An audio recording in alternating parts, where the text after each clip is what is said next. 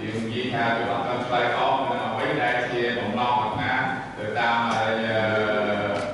គោលដៅនៃការអប់រំរបស់យើងអញ្ចឹងក្នុងនោះមិនមែនមានប្រទេសយើងទេយើងមានប្រទេសមួយចំនួនទៀតក៏ស្ថិតនៅក្នុងលំដាប់ប្រទេសដែរក៏មានកម្រិតគេប៉ុន្តែគឺជាការចូលរួមនៅក្នុងការកម្រិតគេចម្លៃថ្នាក់វណ្ណអញ្ចឹងនៅក្នុងនេះក្នុងប្រទេសទាំងចំនួន10ដែលគឺការរដ្ឋផលឆ្លើយតបទៅនឹងរដ្ឋផលវិសាយើងធ្វើបានអញ្ចឹងយើងឃើញក្នុងប្រទេសហើយមួយចំនួនគឺមានន័យថាជាចំនួនប្រទេសដែលទទួលបាន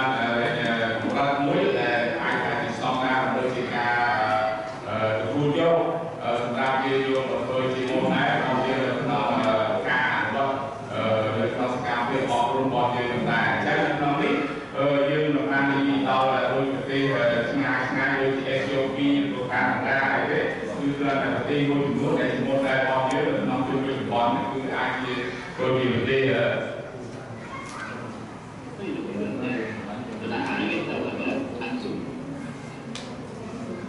អញ្ចឹងយើងឃើញនៅក្នុងនេះខ្ញុំចង់បង្ហាញអំពី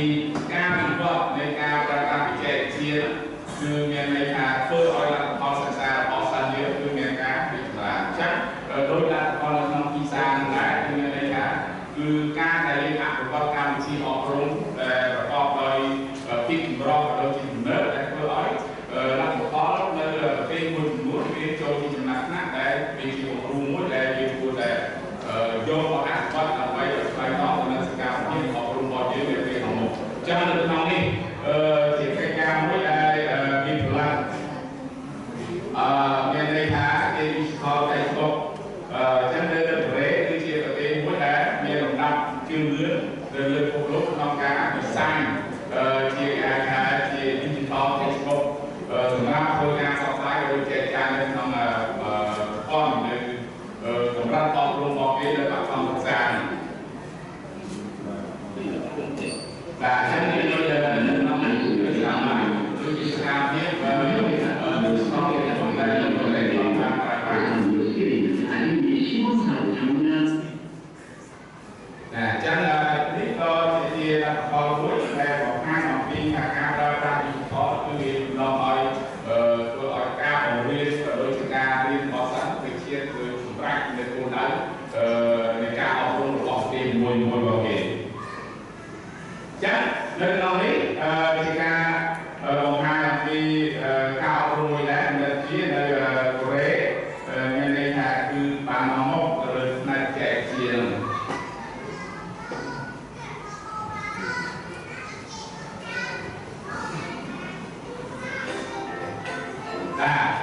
ចាស់ដូចជានៅសង្គមគេបានបង្កើតជាវីដេអូនេះ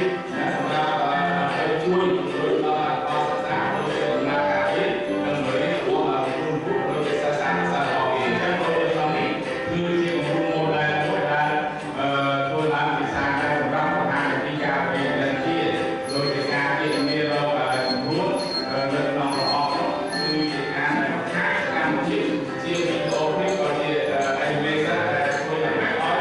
សាច់យើងចាប់អារម្មណ៍ក្នុងការចូលរួមពីជំរុញវាប្រកបដោយកិច្ចការអញ្ចឹងដូចនេះជាគំរូដែលមាននៅក្នុងការប្រើប្រាស់វីដេអូ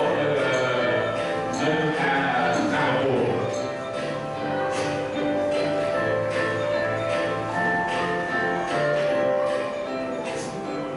បាទអញ្ចឹងទាំងអស់នេះវាសុទ្ធតែជាការឆ្លុះបញ្ចាំងឲ្យឆ្លើយតបនឹងអ្វីដែលគ្រូបានគេឃើញដូចជា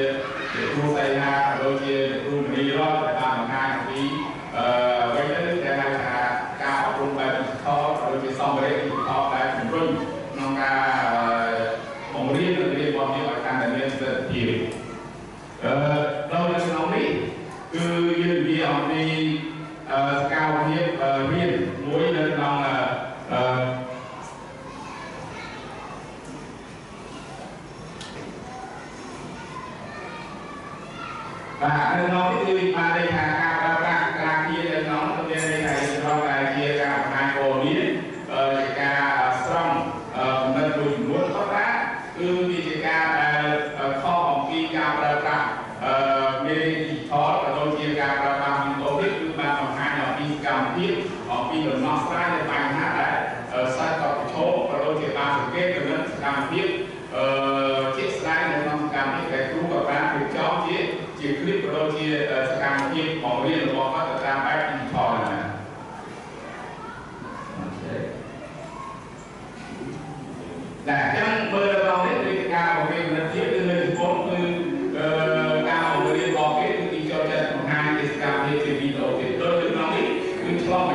អំពីសកម្មភាពដែលវិជាជាប្រមើលជាតរោនៅក្នុងសកម្មភាពមួយពីថ្នាក់រៀនដែលក៏បានរៀនអញ្ចឹង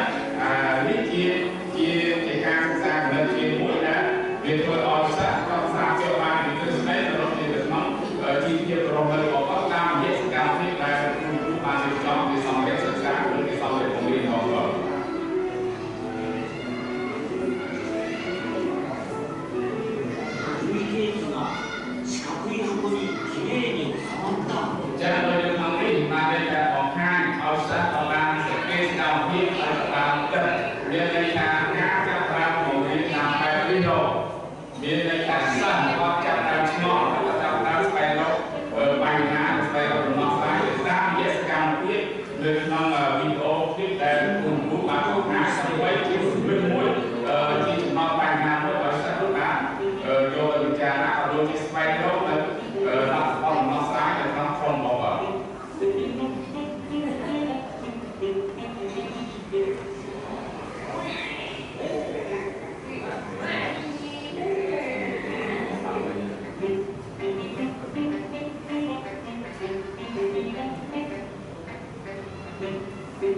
Hãy subscribe cho kênh Ghiền Mì Gõ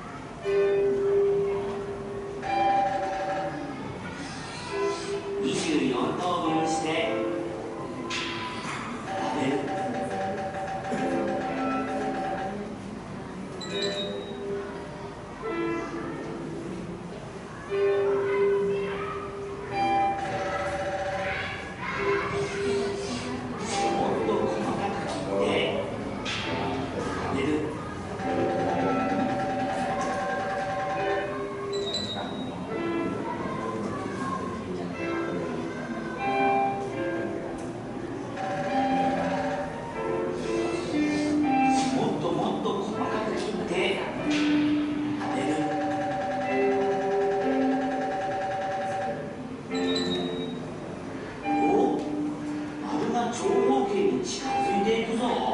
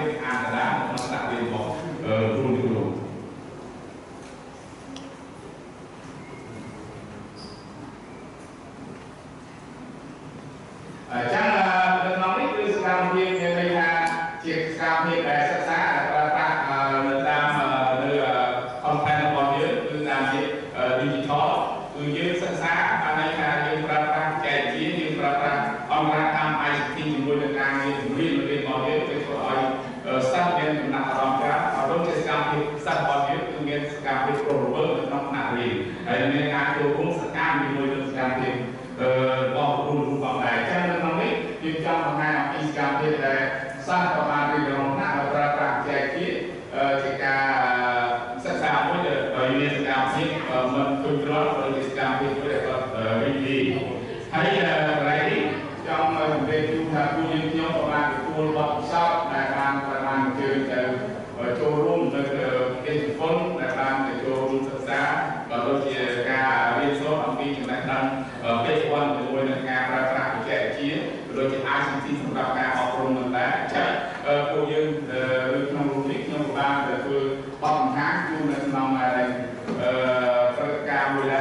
នការខ្ញុំទៅជាមួយនឹងអ្នកគ្រូហើយស្ដែងបាយហ្នឹងហើយតែក្នុងគ្រូនៃយើងបានតែមួយចំនួនដូចជាគ្រូចប់គ្រូស្ដែងអាចទៅតាមហើយទាំងអស់នេះក៏សុទ្ធតែជាលទ្ធផលដែលគ្រូក៏បានជើញទៅរូបភាពនេះគឺបានវិស័យនៃការស្ដាប់នេះបានជើញទៅសិក្សារៀនសូត្រអំពីសកម្មភាពរៀននៅថ្នាក់បកេឡាដែលផ្ដោតសំខាន់ទៅលើការរៀនបែបជាវិទ្យាហើយនឹងបានន័យថាបែបរៀនផ្លាយបែបនេះជាការមួយដែលសំខាន់ដែលសាមសិស្សត្រូវការហើយក៏ដូចជាគ្រូរុញទៅក្នុងឯកការពីបង្រៀនរបស់បាទអញ្ចឹងនេះក៏សុទ្ធតែជាសកម្មភាពដែលយើងបានចូលរួមនៅក្នុងសកម្មភាពថ្នាក់រៀនមួយនៅជប៉ុនដែលមានការមានណូរវាងការបង្ហាញកម្មវិធីរៀនបាទអញ្ចឹងថា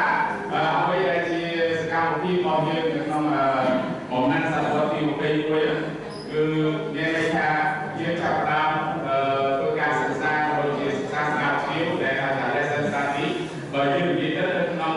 បាក់បត់នេះក៏បានចាប់ផ្ដើមប្រើប្រាស់ជាពិសេសក្នុងរូបសលក៏ដូចជារូបសិស្សរបស់យើងបានទទួល lesson study គឺជាពេលយូរដល់ដែរដែលយើងអាចដំណើរការសិក្សាបែបនេះបាទអញ្ចឹងទាំងអស់នេះសុទ្ធតែជាលទ្ធផលដែលយើងបានចូលរួមសហការធ្វើកិច្ចការចលក៏ដូចជាទៅតាមសាលាអនុវត្តដែលគ្រូបានអនុវត្តនៅក្នុងសកម្មភាពកម្រោដូចជាយើងផលិតទៅជារៀនវីដេអូយើងផលិតជារៀន slide ក៏ដូចជាយើងបានមកនៅសកម្មភាពពីចម្លាញ់សិស្សតាមវិធីការប្រើប្រាស់ digital ជាមូលដ្ឋានបាទអញ្ចឹងជាកិច្ចសន្និដ្ឋានថាយើងខ្ញុំសង្ឃឹមថាការអប់រំនៅកម្ពុជាវាអាចនាំធ្វើ